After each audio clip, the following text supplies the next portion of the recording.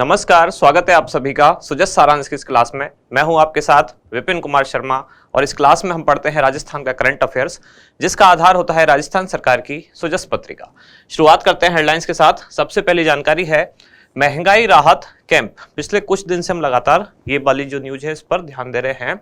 सरकार द्वारा कुछ कैंप्स का आयोजन किया जा रहा है जिसका नाम दिया गया है महंगाई राहत कैंप। इनका आयोजन किया जाएगा 24 अप्रैल से लेकर और कब तक 30 जून तक। उद्देश्य क्या है और इनको नाम क्यों दिया गया महंगाई राहत कैंप?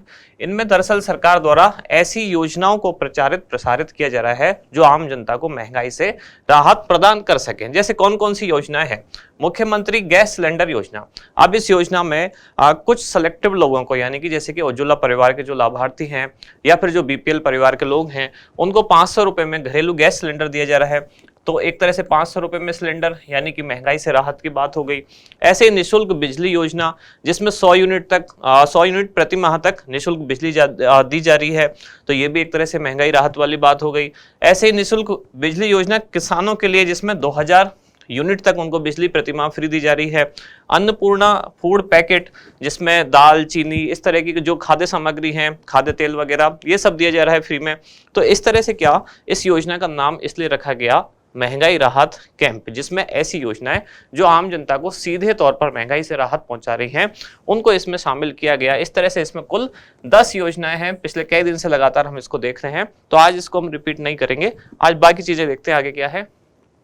अगली जानकारी है राजस्थान स्वास्थ्य विज्ञान विश्वविद्यालय जयपुर का दीक्षांत समारोह। और इस समारोह में राज्यपाल ने क्या कहा कि युवा चिकित्सक ग्रामीण जनजातीय क्षेत्रों को प्राथमिकता दें, इसके बारे में कहा गया है। और यहाँ डॉक्टर भीमराव अंबेडकर की जयंती, मुख्यमंत्री श्री गहलोत की शुभकामनाएं।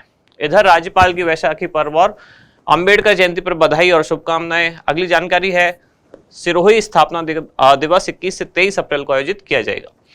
महात्मा गांधी नरेगा योजना, जिसमें श्रेष्ठ मैट सम्मानित होंगे। मैट यानी कि अर्ध कुशल श्रमिकों को महात्मा गांधी नरेगा योजना में मैट कहा जाता है, तो उनको सम्मानित किया जाएगा। और यहाँ आप देख पा रहे हैं बाबा साहब भीमराव अंबेडकर, उनकी जयंती के अवसर पर यह कलाकृति है। और पर्यटन विकास निगम की बैठक, जिसमें ढोला मारू टूरिस्ट कॉम्प्लेक्स से जल्द विकसित होगा। अगली जानकारी कृषि बजट जानकारी के लिए इसमें कार्यशाला का आयोजन किया गया। स्वयं सहायता समूह की महिलाओं को डिजिटल लेन देन का प्रशिक्षण दिया गया। और यहाँ वही जो शुरू में मैंने बात की थी, बीपीएल और उज्ज्वला योजना के परिवारों को 500 रुपए में गैस सिलेंडर दिया जाएगा। इसके बाद हमारा इंडेक्स। तो चूंकि आज महंगाई राहत कैंप वाली न्यूज को हम शामिल नहीं कर रहे हैं, उसके अलावा कौन कौन सी न्यूज बची? एक है ढोला मारू टूरिस्ट कॉम्प्लेक्स, और इसी में उसी न्यूज के साथ एक और न्यूज थी, वो था गोल्फ टूरिज्म, यानी उस न्यूज के पैराग्राफ में शामिल थी। फिर है 500 रुपए में घरेलू गैस सिलेंडर, तो किन किन को मिलेगा, कितनी इस पर सब्सिडी है। और उसके बाद महात्मा गांधी नरेगा योजना, जिसमें श्रेष्ठ मैट सम्मानित होंगे। इस योजना के साथ ही हम थोड़ा सा नरेगा योजना क्या है, कब शुरू हुई, इसको भी थोड़ा सा समझने की कोशिश करेंगे। शुरुआत करते हैं सबसे पहले ढोला मारू टूरिस्ट कॉम्प्लेक्स। कहाँ है ये? तो ये है जैसलमेर में इसको बनाया जाना प्रस्तावित है। नाम से पता चल रहा है टूरिस्ट कॉम्प्लेक्स, यानी कि ये कॉम्प्लेक्स इसलिए बनाया जा रहा है ताकि पश्चिमी राजस्थान के क्षेत्र में ज़्यादा से ज़्यादा पर्यटकों को आकर्षित किया जाए।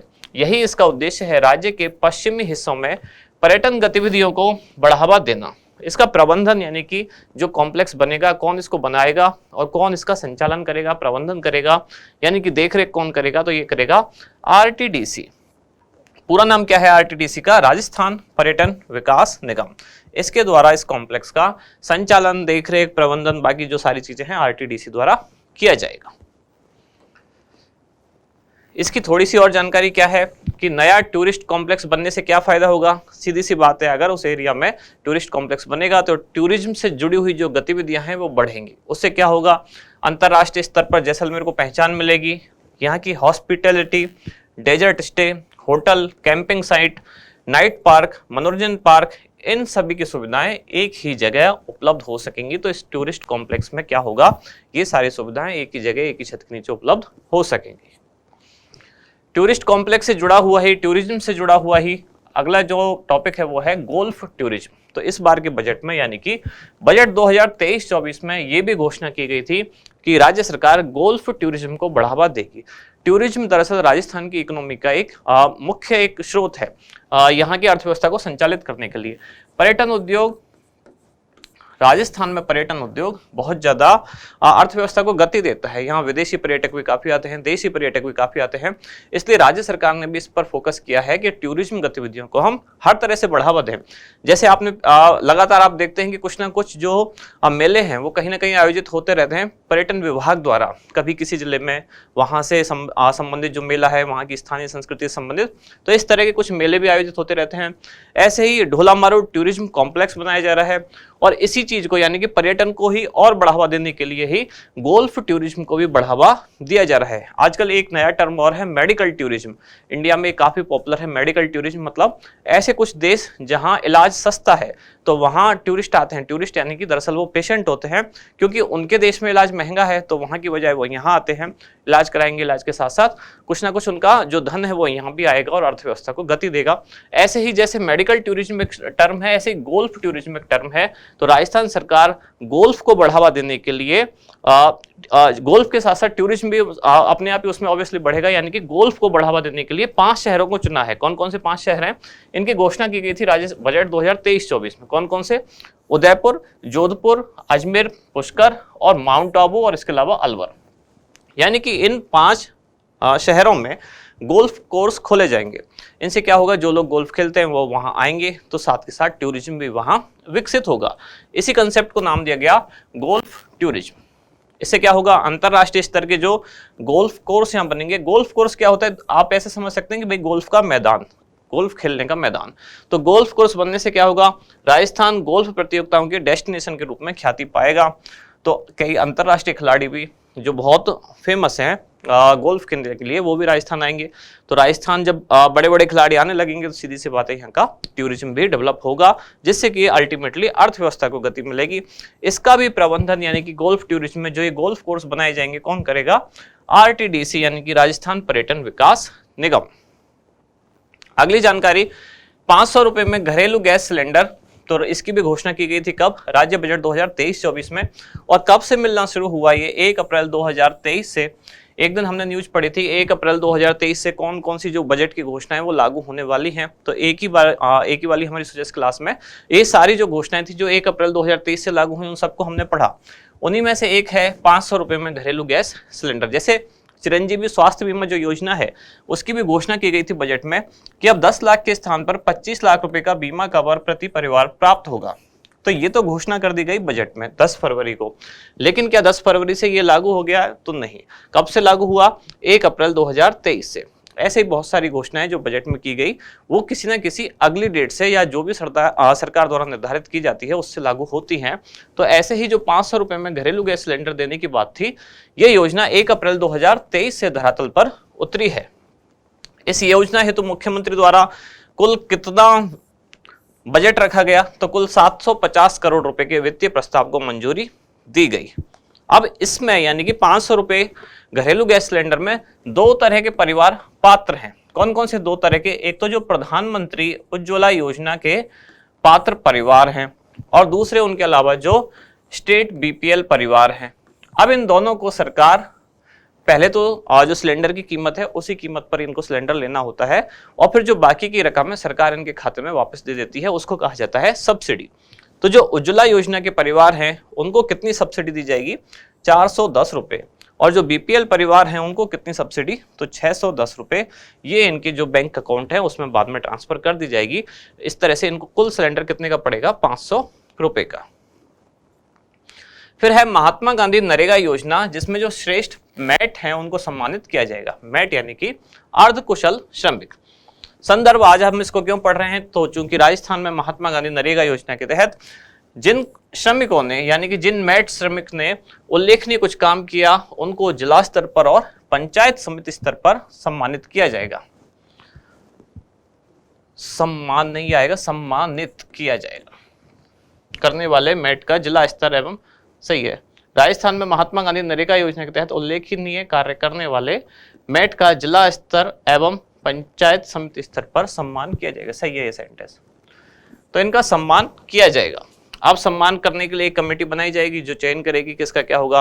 तो सर्वश्रेष्ठ मैट के चयन के लिए पंचायत समिति स्तर पर कौन होगा? विकास अधिकारी अध्यक्ष होंगे, उनकी अध्यक्षता में एक समिति का गठन किया जाएगा। और श्रेष्ठ मेट के चयन में अगर महिला भी शामिल है तो महिला मेट को उसमें प्राथमिकता दी जाएगी और प्रत्येक ब्लॉक से केवल एक ही मेट का चयन किया जाएगा।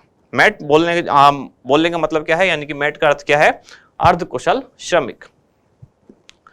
अब हम थोड़ा सा जान लेते हैं कि मनरेगा या नरेगा जिसको सामान्यतः हम कहते हैं वो क्या है, या महात्मा गांधी नरेगा एक ही बात है। क्या है ये कार्यक्रम? तो महात्मा गांधी राष्ट्रीय ग्रामीण रोजगार गारंटी अधिनियम, पूरा नाम इसका ये लिखा हुआ है, महात्मा गांधी राष्ट्रीय ग्रामीण रोजगार गारंटी अधिनियम। इसको भारत सरकार द्वारा वर्ष 2005 में जब इसको लॉन्च किया गया तो किस नाम से किया गया था? नरेगा। तब इसकी फुल फॉर्म क्या थी? राष्ट्रीय ग्रामीण रोजगार गारंटी अधिनियम। बाद में महात्मा गांधी नाम इसमें बाद में जोड़ा गया। कब? तो वर्ष 2010 में नरेगा का नाम बदलकर क्या कर दिया गया? मनरेगा, यानी कि महात्मा गांधी राष्ट्रीय ग्रामीण रोजगार गारंटी अधिनियम। इसके तहत प्रत्येक इच्छुक परिवार को कितने दिन के रोजगार की गारंटी दी जाती है? 100 दिन की। और यदि व्यक्ति कहाँ है? सूखाग्रस्त क्षेत्रों और जनजातीय क्षेत्रों में है, तब उनको 150 दिन के रोजगार की गारंटी दी जाती है। अब आपके दिमाग में एक सवाल आ रहा होगा कि ये तो 125 दिन हमने पढ़ा है, तो आपको थोड़ा सा समझने की जरूरत है, अभी कंफ्यूज नहीं होना है आपको।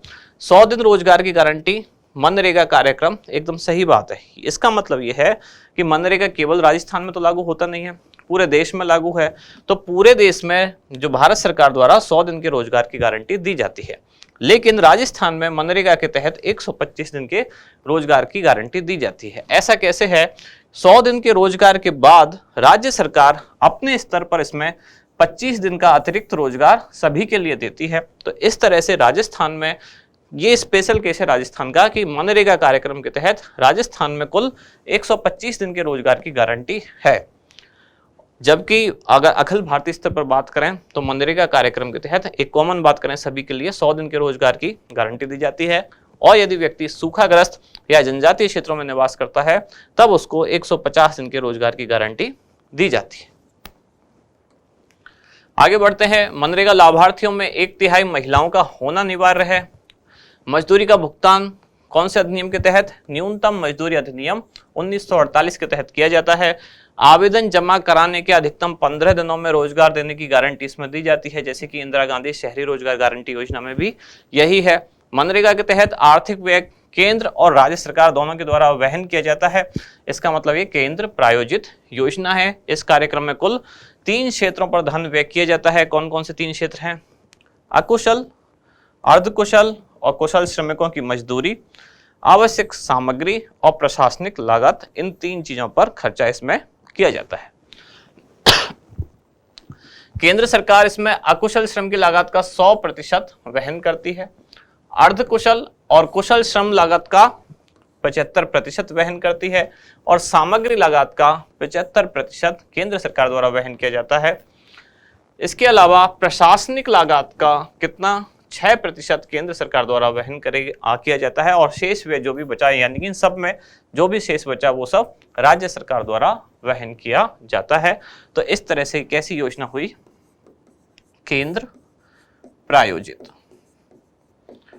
यानी केंद्र द्वारा संचालित है, लेकिन खर्चा जो है केंद्र और राज्य दोनों सरकार द्वारा उठाया जाता है। इसमें जो प्रशासनिक लागत है मुख्य रूप से, या जो प्रशासनिक मशीनरी है वो स्टेट की होती है, यानी कि राज्य सरकार की होती है।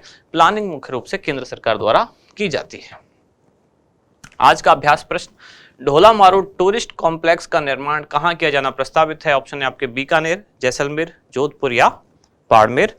बताएं इसका उत्तर कमेंट्स में।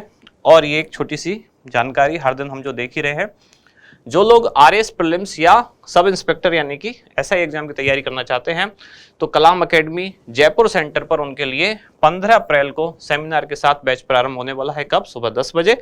अगर आप इसमें इंटरेस्ट रखते हैं और जुड़ना चाहते हैं तो इस नंबर पर संपर्क कर सकते हैं।